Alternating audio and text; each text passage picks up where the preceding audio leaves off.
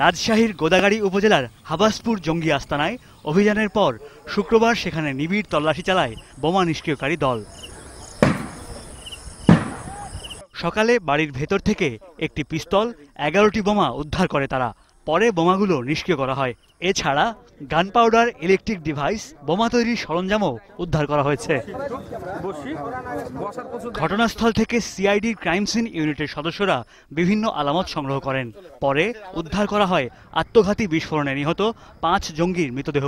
ময়না তদন্তের জন্য মৃতদেহ রাজশাহী মেডিকেল কলেজ হাসপাতালের মর্গে পাঠানো হয়েছে। এদিকে জঙ্গিদের মৃতদেহ নিতে অস্বীকৃতি জানিয়েছে তাদের স্বজনরা।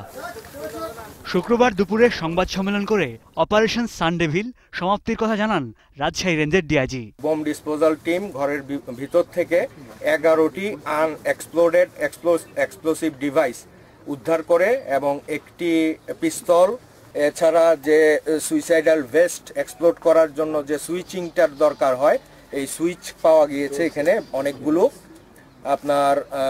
আমরা ব্যাটারি পেয়েছি, এছাড়া গান পাউডার আছে। গোদাগাড়ীতে জঙ্গি আস্তানার সন্ধান ও হতাহতের ঘটনায় এলাকাবাসীর মধ্যে এখনো আতঙ্ক বিরাজ করছে।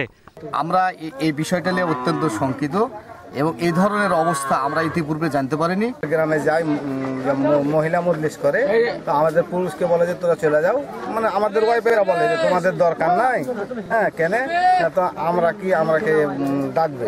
অভিযানে আটক নারী জঙ্গি সুমাইয়াকে জিজ্ঞাসাবাদ করছে পুলিশ। Desk report, 21 television.